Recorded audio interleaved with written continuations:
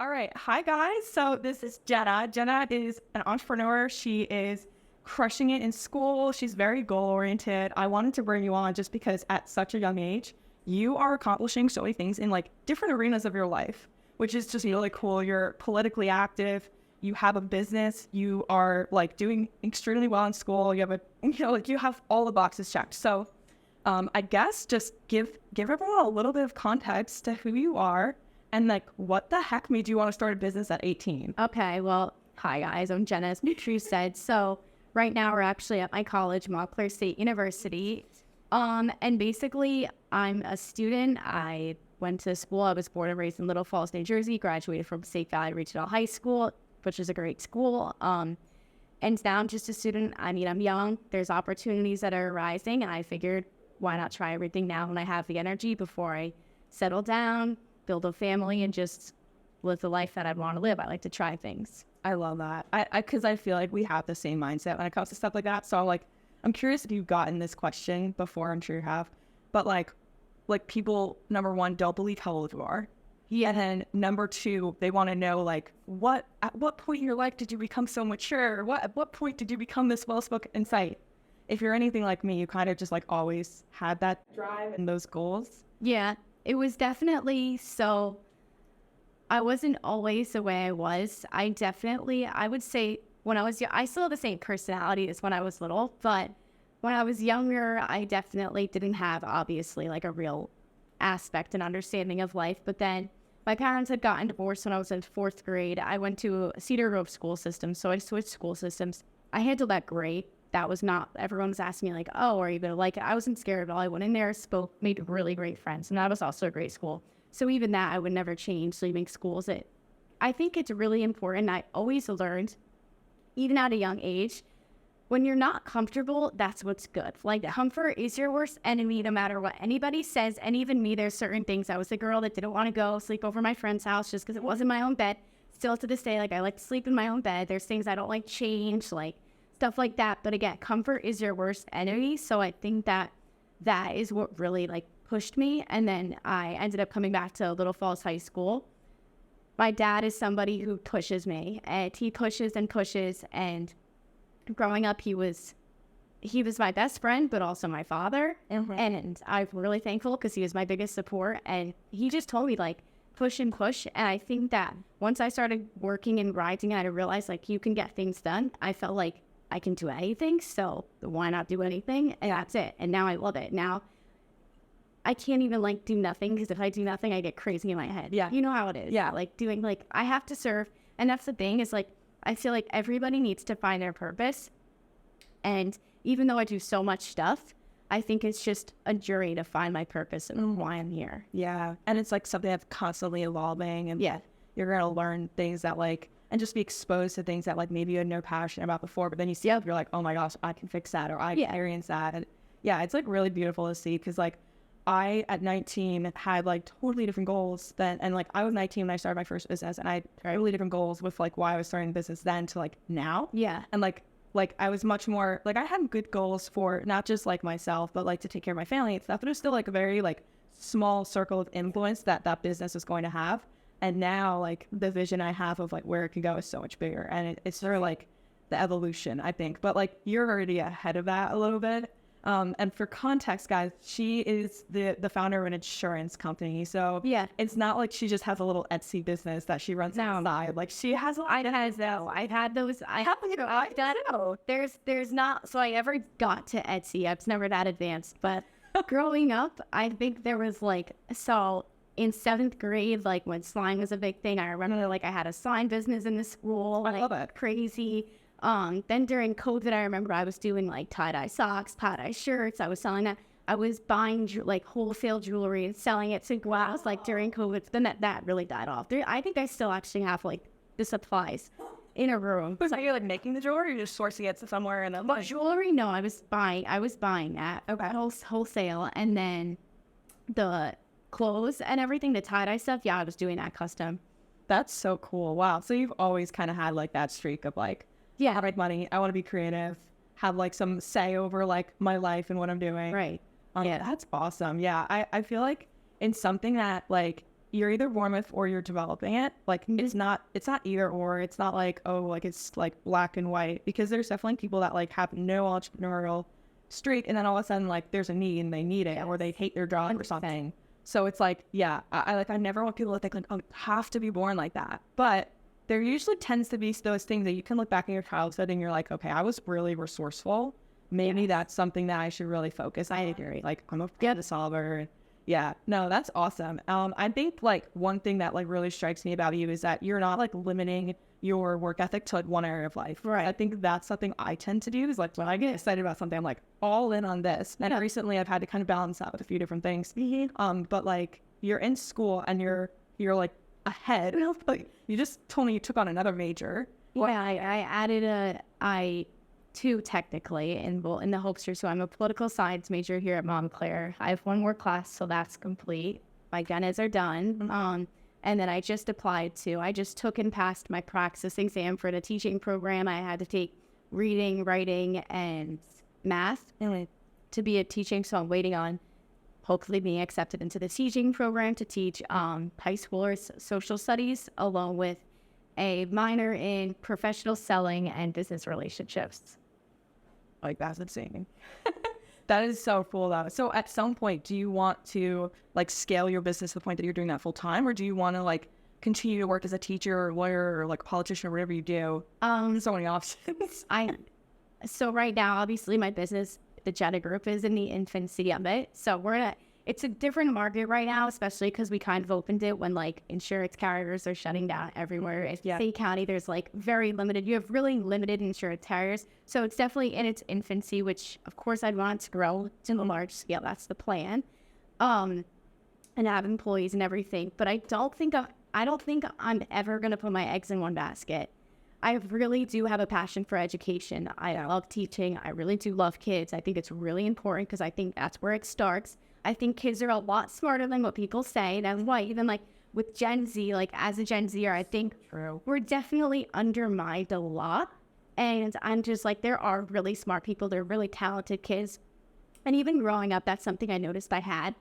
I could not stand being when anyone was condescending towards me, or like anyone said like, if I said a movie was good, I have a vivid memory of when someone told me, they said, oh, Jenna, you saw this movie? And I was like, yeah, it was really good. And the guy goes, what does she know? She's 14. And I was like, I think I have a pretty good opinion. Yeah. So I think it's really important. Like that's where like the teaching thing comes in. I think it starts in the school systems, of course. I don't think some people realize how much influence they have as a teacher. And some teachers like have left such a mark on me, have taught me so much. And like teachers really do hold a lot of value.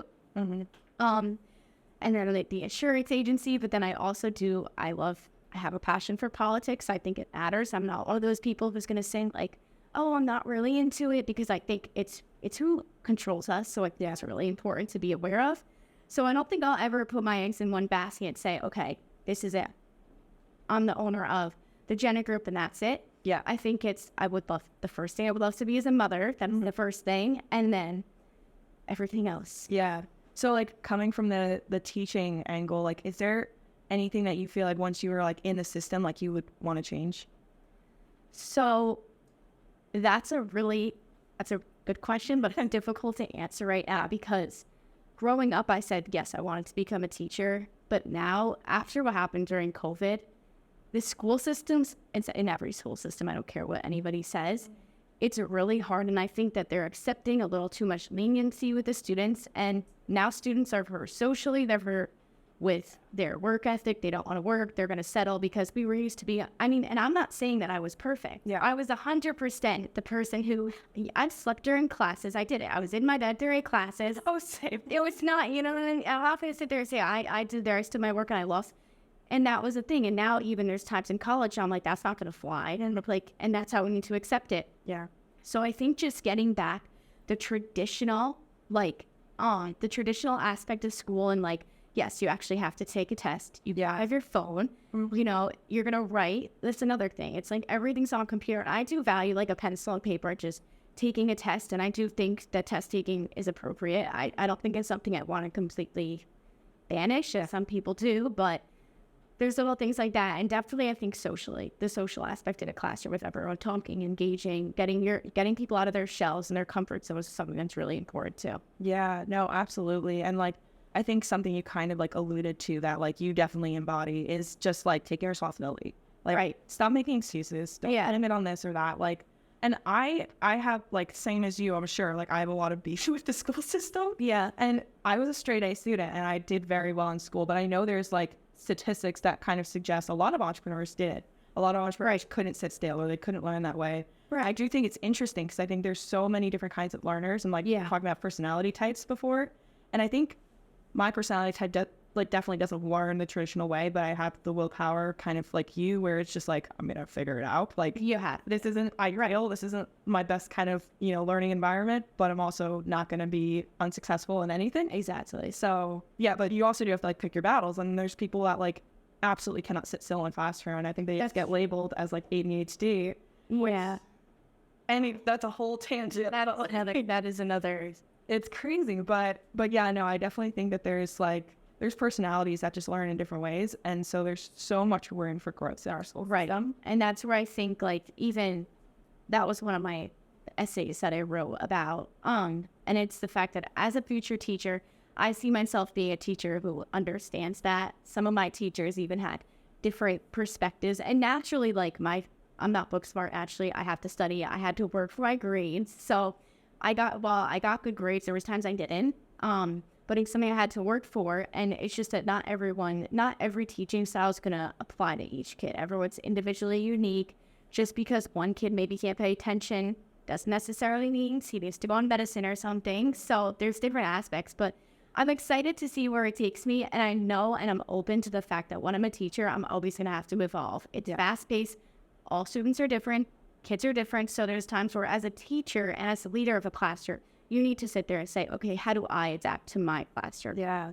No, and I think and I have no credibility to like say this from like the perspective of like, I'm a doctor or anything. Yeah. But like, I think ADHD is definitely like overdiagnosed because I think there's like personality types, like we just talked about, that don't study that environment, but also like there's a huge power to like that, like what people label as ADHD of like that, hyperactive. You're constantly like, thinking about different things and like you're maybe like easily distracted, but you also have the ability to like balance a lot of different things. Right. Your brain is way faster than most people's brain, which is I think why like those people get bored in a classroom and like because I relate to that and probably could have been, like in some environments could have been labeled as ADHD, but like it's taken me to like where I am now because I have the ability to think about a lot of things at once. I have the ability to really dial in on something that I am interested in to like the extreme. Right. Like I can edit for like 6 hours and not have a clue that like it's dark out. Like I just like get sucked into it. Yeah, I understand. And yeah, so I think there's those different personality types. There's this one quote that I heard. I don't know who originally said it, but it was talking about like super high achievers, not like the 1%, like the 0.00%, like crazy high achievers. And he was saying there's 3 characteristics that tend to be like found in those people. The first one was a superiority complex, which I think we talked a little bit before this about like that egotistical kind of personality, which, harnessed for good does incredible things, harnessed for bad, incredibly bad things. It's just where you harness it. But so the first trait was a superiority complex. The second trait was massive insecurity, which I thought was really interesting. They have this superiority complex that they think they deserve more, but they're also so insecure they're always trying to prove themselves. Right. And then the third one was the ability to delay gratification. And I was like, okay, this makes sense. And I feel like, I'm curious, just like, do you relate to any of those? Do you think that's an accurate representation? So I definitely do. I'm definitely somebody who of course, I'm not going to sit here and say that I'm not insecure at all. I think everybody's insecure in some way, except I'm also very confident and very, very secure. Yeah. And I have both of those. Yes. So I do have both of them where I think that there's things to prove all the time. If somebody says you can't do this, it clicks and I'm like, oh, I'm going to show you. I'm going to do it. I'm going to do it perfectly and you're going to see. That's the difference between just being insecure and being insecure with superiority. Right. But I think at the same time, then there's good in everything. That's what I like to see. And as I get older, I like to see maybe I'm not a people pleaser, but if somebody else is, that's an amazing power that they have. And if they know how to use it and use it smart, they're going to get really far. So I think there's a really good balance in everything. And then the whole delay gratification, I do think I agree with that a lot. And do you mean like you're So, like set like delayed gratification, like to me at least, is like when you're able to, like, let's say you like really like a purse, but your goal is to save to X amount of money to be able to like buy a car or something. okay, yes, You're able to be like, okay, I don't need this right now. right, I want it, but I'm able to delay that gratification till I have got to the financial point that I'm like, okay, I deserve that. Okay, as I think our generation lacks delayed gratification in that, like, they'd rather go out Friday night, party it up, and like at the cost of being productive on Saturday. that's a really big thing. And I've learned that I would like to build to the life where I don't have to look forward to the weekends. So delayed gratification is really important to me. I also want to, because I like to, you live every single day. I want to wake up on Monday morning and feel like the same way I do on a Saturday. I want to wake up, and this is something I struggle with, is during like the winter months, there's such a stigma. I'm like, we're in a January through March zone, and it's rough. Even at night when I'm the Northeast, thank God now, like, it's finally 5:30 and it's still light out. But that was something that it would just naturally I'd get really down about. But I want to build myself to a life where I don't feel like, oh, I haven't gone on a vacation in so long. Like, I want to feel like every day where I live, my life is a vacation. And that's how I'm starting to feel, which I'm starting to get really happy with myself in that aspect. But I'm never rushing, like, oh, I did this, so now I get to go and treat myself to this. Yeah. I kind of get there, and then I'm like, okay, I get there. Let's go to the next step.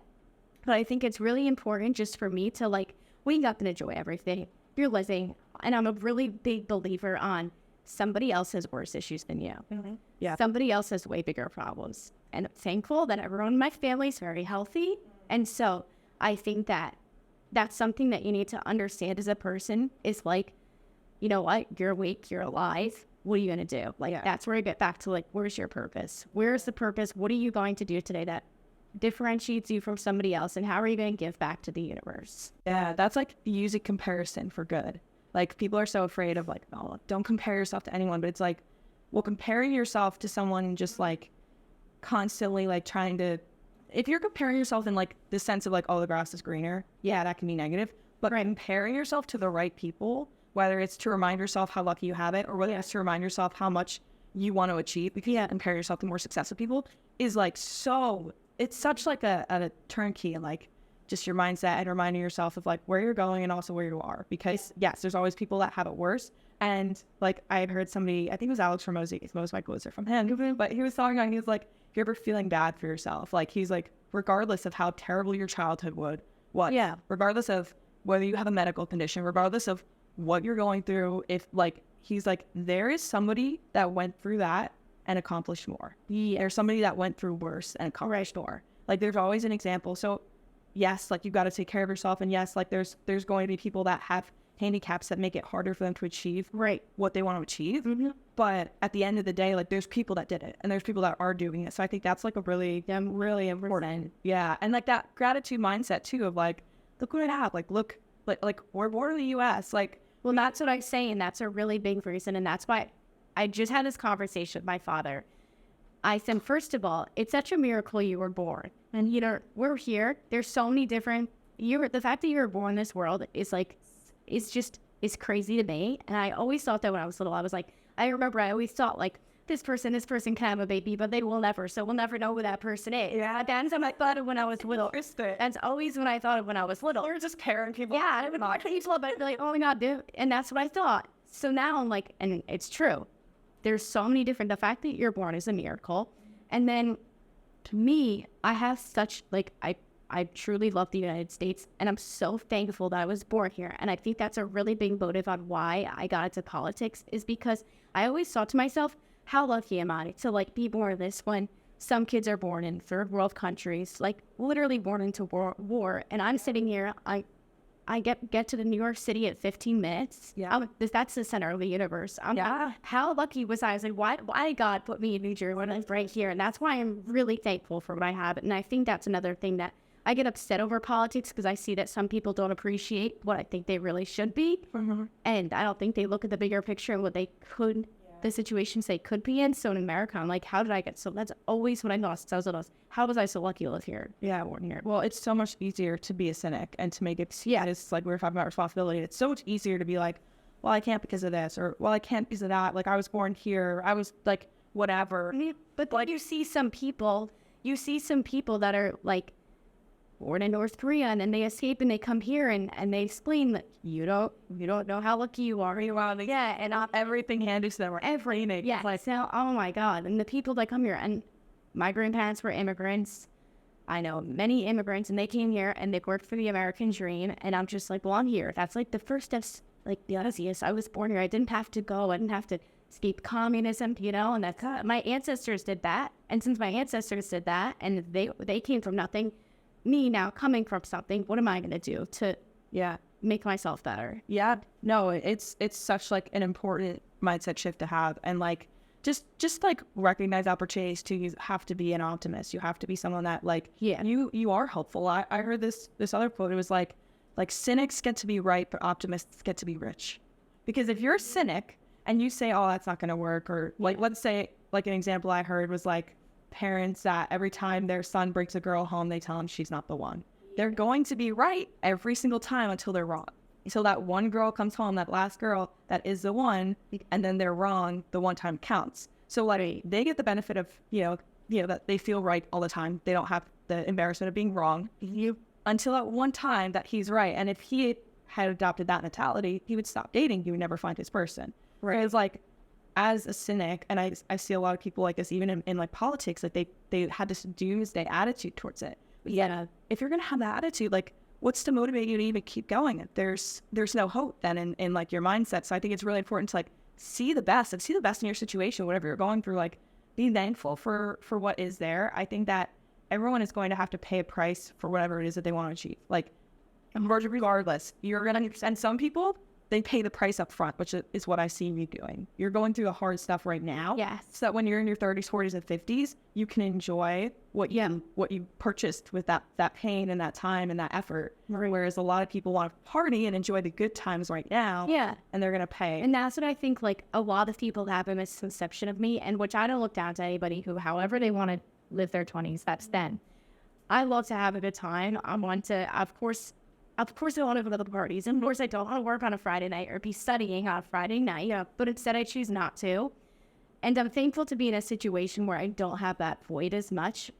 But it's just that suffer now. I go and I'm taking these state tests along with people that are 30 years older than me. I'm like, they have kids. I can die. Their daughters are calling. I'm like, I'm 19. I don't want to use their daughters. Yeah.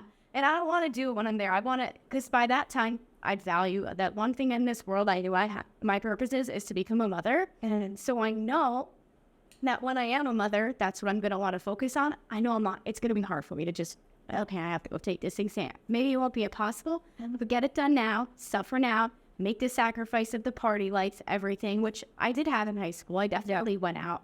I wasn't like somebody who just was nose to the grindstone the entire time. I could have been way ahead of when I was, but I also could have been way behind. I can't imagine you being more ahead. So that's amazing. There's times you'd be surprised. There's times I sit and I'm like, well, I saw this also on Instagram. I was like, what was I doing in third grade? If I was just working and saving up money, I could buy a house by now. I mean, like, it's true. Funny, it's true. But that's how like Gen Zers think. They're like, what was I doing in third grade? And they just like doing nothing. Like I couldn't get a job. I couldn't like give newspaper if you or something. But I think that it's really important. I'm grateful to have a lot of leaders and a lot of smart people around me to explain that. And then just people, like, you have to surround yourself with people who are on your side now. Oh, yeah. And it's hard, which is a really big thing between friends and everybody. But unfortunately, you have to, like, it gets lonely at the top, which I'm not saying I'm at the top, but I'm trying to work for it. And you notice that some people don't want it for you. Yeah. If you try to give them advice, they don't want to hear it, which is something I struggle with, because anyone who's my friend, I want them to succeed better than me. I want them to go far. I want them to find their purpose. I want them to like have faith and not be such like, the world is so terrible. Yeah. Because I'm just like, it's not. Yeah. It's not. You live here. Are you kidding me? It's amazing. Like, you go to college, you do this. I'm like, run with it. You have everything. But unfortunately, not everyone thinks like that. which they can like get upset off of, like if I even like tell them, oh, maybe do this, give some sort of criticism, whatever. But I think that's another thing is like who you surround yourself with. And it is, the top 5 people you surround yourself with are a reflection of you. That is You will be 100%. Yeah, that's crazy you brought that up because that was literally going to be like my question. And so I'm going to get to that in a sec. But I think like what you said about like how people view the world, it's like to me something that because I think about this a lot. And I think that like in our human nature, we have this tendency to like just put all this self-importance on ourselves. Yeah, their selfish nature. And every generation thinks that the world is going to end in their generation. They think that this is the worst it's ever been. And you look at history, you're like, oh no, everybody thought like it was ending. Like everybody thought that it couldn't get worse. And it's like, that's just like almost like an ego thing that like, I think trips people up. But yeah, like what you were saying about friends, that I'm curious to hear, like being in college, being surrounded by people our age, like do you find that you have friendships that like either you have to cut off or are you like surrounding yourself with older people? Like how are you finding people that are getting you into the mindset you need to be in? So a lot of my best friends were actually from my high school field hockey team, and I still do have them as my friends. I love them very much, but I've also made other friends. And I think I'm not one person. I don't block people. I'm not a drama person. No. I like hearing the drama. I'll watch it on like reality television. I do. That's my guilty pleasure is reality. If you can watch your Kardashians. Not too much. So if I get really like anxious. Yeah. For half size, and that was actually my superlative in high school. So it was like, let it be at a reality TV. That would be funny. I love it. I don't want to hear trauma. And I think like I started really getting into faith, and I learned that to never cut anybody off, and you could actually love somebody and still want them in your life and still be your friend, but you just can't. And it's true. So I think like a really big, there's just different things. But for me, I say like, even though they're not my bestest friend anymore, I don't hang out with them. I still love them. I still pray for them. I want them to have the best. If they genuinely need me, I will be there for them. But I just can't spend my entire time with them when I know it's hurting me. And I just don't want to self-sabotage. So there's times where you have to say, okay, like, me first. This is what I'm going to do. This is what's best for me. But I know when to, like, I never want to completely cut anybody off. Just because I don't think anybody has hurt me that bad or done anything to me to where that's necessary. Yeah. But, yes, there's definitely a certain time where I need to I limit who I surround myself with. There's always, like, I have my normal people. And then naturally family comes first. Yeah. My cousins, my brother. If anybody knows me, those are the closest people to me. Oh, yeah. And we all like share friends, but my brother and my cousins, those are like we ride together. Yeah, that's the truth. I love that because like you see the best in people. You see people for what they could be, but you also know like, okay, this is the line or like. Right. Where I kind of do have a hard time because I do like to give people chances because I'm like, nobody's, again, ever done something so severe, but I do like to give chances that's kind of like, I'll have somebody else be like, hey, Jenna, like not the best person. And then, okay. And like I think also like knowing like your story of like how you grow, and at least for me, like knowing who I was in high school versus and I've always been driven. And I've always held myself to a very high standard. Right. But like, I've also grown a lot in the last couple of years because of just the people I associate with and the people that I got around. Because when I was 19, I met a bunch of entrepreneurs who kind of just like took me under their wing. And like, they were just the most amazing influence on me because they showed me just, like how much was out there, like the possibilities. And I was at college at the time and I wound up starting a business and dropping out of college. But like, that was because of being around them. And so I recognized that sometimes I'm that person for someone else. Right. But yeah, no, it's definitely like the people you surround yourself with are going to be one of the biggest influences in where you go. And you can see it like siblings that like they grew up in the same circumstances, but one of them decided to like join the army and get around. And people, one of them stayed in that town. Two totally different lives. Or like one of them decided to go to college, one of them didn't.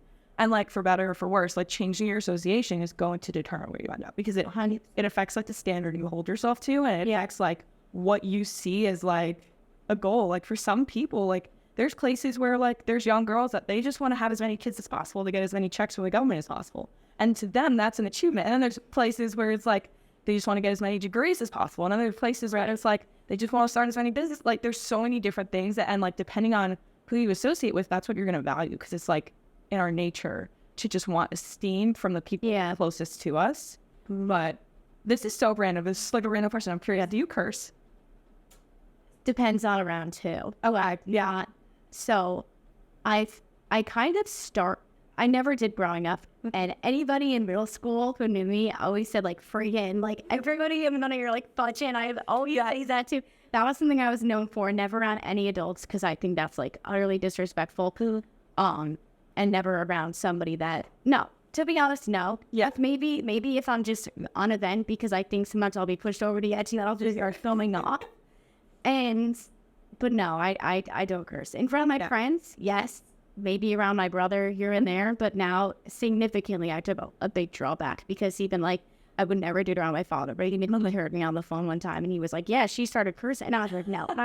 It's very trashy, especially coming from a woman. Yeah. And I know that when I have daughters, I will not allow them to curse. So how can I allow them to not curse, but then have a mother that's cursing? Yeah. I don't like it. Cringes me out. Yeah. No, that's fair. I don't judge anyone that curses. I some people I really, really respect that curse like a truck driver. But yeah. I asked because it was something that like was really a key indicator when I changed like who I associated with, like how I spoke, because I got around these people that like never cursed. And I like in high school, I don't know. I like looking back, I was just on like Snapchat looking at memories, and I was like, in this video I sent to my friend, and I'm like, "Oh, Jan, I thought like that happens," and that was happening to me when I was in high school too. Same thing. I knew it was. I would never. I'm not saying I never cursed in my life. Yeah. Now at this point in my life, though, I've significantly no. It's the only time is if it's in context and it's really good and it's necessary. Yeah. But otherwise, no.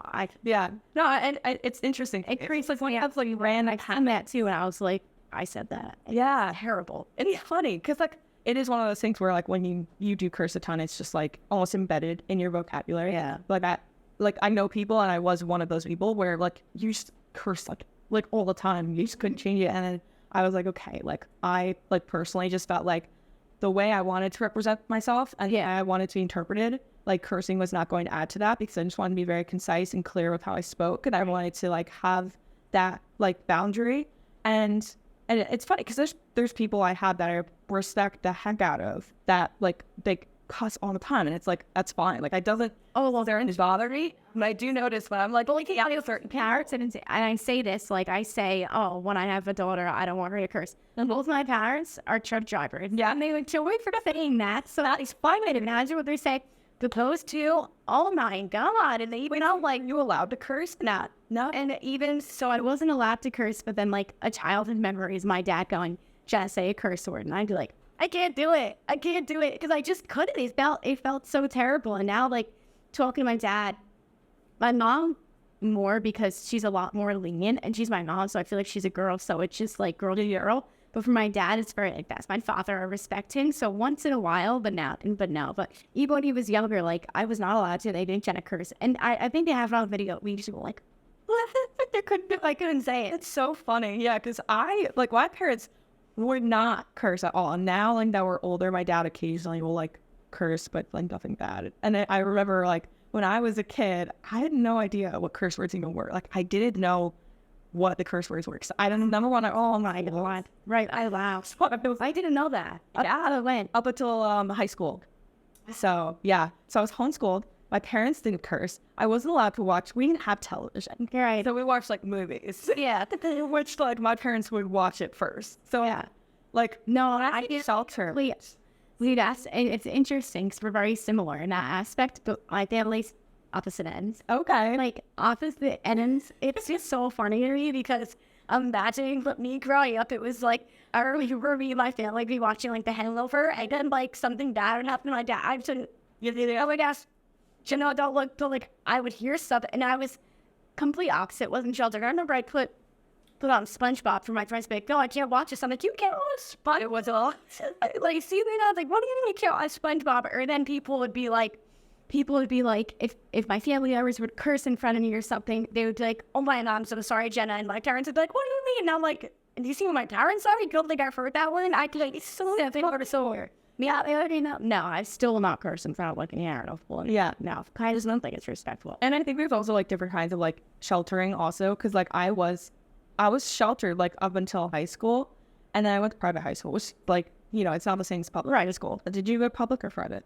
Public. Okay, yeah. So private's like, it's just a watered down version, I would say. Like there's the same problems, but it's like in some aspects. Yeah. Because I've seen some private high schoolers and I'm like, oh, bro. Yeah. There's problems that they just ignore. But but that was like shell shocking for me to like go from being homeschooled to going to a school where I think I had like 100 kids in my class, like one day. And it was crazy. And I was so shy growing up. Like even like once I went to high school, I was very shy. College, I was shy. It wasn't until I was 19 and I literally like got thrown into the world when I like decided to drop out of school and go into business.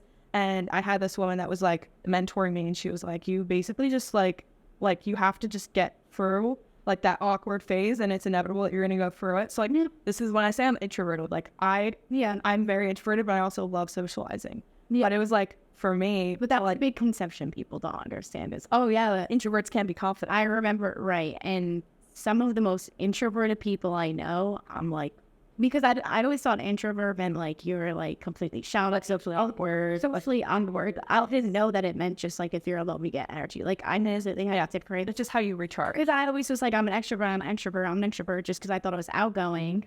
But then I was like, wait a minute. And then I learned what it was. And I mean, yes, I'm still an extrovert, but still, I was completely like, when I was younger, I was naive. I thought I was, you're an introvert? Definitely not. Like, not saying, whatever. Yeah, no, it's not. The introverted people are also the people who can stay quiet, and that's a good thing. It's true. I think it's just like, it's literally just where you get your energy and like where, like when you're tired, where you prefer to be. And like, it's definitely something that like people don't understand. But anyways, like it's all just to say like putting those reps in and like whatever skill it is, like for me, it was like the skill of confidence. Like I was like, how do I learn this? Like some people, I feel like confidence is a really interesting topic because no one knows if it's real or not. Yeah. And I think that's something that's so interesting to me because I'm a confident person, but at the same time that I hear different stories and there's like, you don't know if it's actually real, but it's just a thing. And it's interesting, but I feel like I think everyone has their own confidence. It's just what's like what the arena for at. Where does it come from? Because some people, they're really like let's say somebody that is introverted, they are antisocial to two different things, and they like that just don't socialize a lot, but they are really good at working on cars. In that environment of working on cars, they're probably pretty dang confident. Yeah, they're still. I mean, I feel like. I would be, I had no idea what I'm doing. I might be confident about saying I have no idea what I'm doing. Like, even me, I think as a really, like, extroverted person who can talk for hours on hours, I find some security in a person that's like that. I do think this mic, but, for instance, like, my brother's, like, radio done in his car, and I was talking to the guy that was doing it, and he was so quiet, but so, like, it's just gonna get done, and that's it. And he, like, didn't want to speak, nothing, and I was like, I trust you. Okay. I was like, I would trust this guy in my life, a random kid, because he was so like quiet, calm, collected. He didn't speak a lot, and speaking a lot could really also show signs of insecurity, which that's where nobody gets it. And even I didn't learn that until my first class at Montclair State University, because Professor Dye was the amazing public speaking professor. And she explained the differences, and then you would see people who could talk, who wanted to speak, and it was like they couldn't public speak, and I'm like, you? But then the people who never participated in your discussions would go up there and give an 8-minute lecture perfectly. And wow. The difference is like, I think when you're talking and you're talking to like fill silence, right, instead of talking to like actually communicate something. Because I think like in my journey, like you said, like I talked a lot when I was like insecure or when I wasn't super confident because I was so afraid of silence. I was talking to my mom about this yesterday. She was talking about, she said, I really want to get out and like network more, but like she's like, there's always like these awkward gaps when we're talking to people. And I'm like, number one, like the more you talk to people, the more things you have to talk about. You have more stories, you have more just like, you just develop a skill. Exactly. And then second of all, you shouldn't be afraid of silence. Like, if you allow for sometimes like a 15-second pause, you realize that person had a lot of things to say that like you wouldn't have let them say if you were just trying to like blah, blah, blah. Right. So like sometimes people need that silence. And also like when you do take those gaps and you pause intentionally, like it shows that you're really like, you're reading what you're saying, you're formulating a concise statement.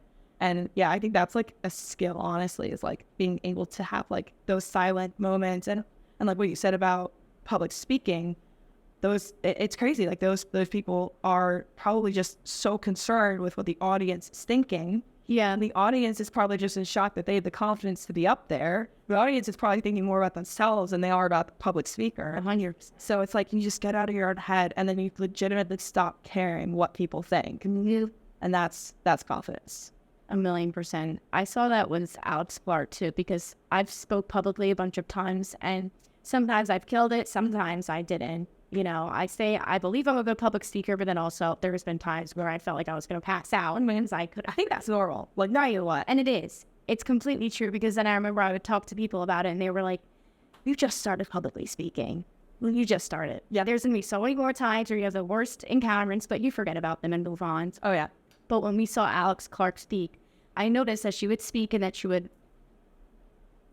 was thinking, and I was like, oh my God, what's she thinking about? And then she would just say like such a good statement, and she would just pause. And she was an amazing public speaker, but she talked slowly. She paused, and I was like, that was the best speech I've ever seen in my life. Okay, so wrapping up, I have one final question for you. You're 19, right? Yeah. Okay. Third time I said it now. So what do you see, like, as you're graduating college and building your business, what do you see as the next step for you? Oh my God. It's a loaded question. Oh, I literally got the chills when you asked that, because I was waiting for that question. It's the one question I'm just like, honestly, more opportunities that I'm going to take. Who knows? Because I just believe in that. But I do believe in definitely being the next step is investing big time and building my kingdom, building what I want to stand by. And I think, building my empire and having a family, definitely. Yeah, I really value having a family. So that was the first thing. And I do think like America is built on traditional families.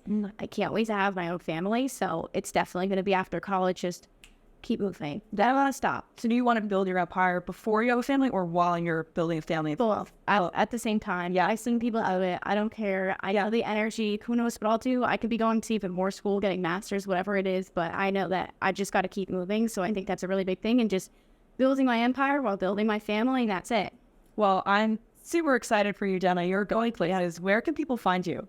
So people can find me on Instagram, TikTok, Facebook. It's all Jenna is just my first and last name on everything. And then also you can follow me on my website, www.thejennagroup.com, and then the Jenna Group on Instagram and Facebook and Twitter.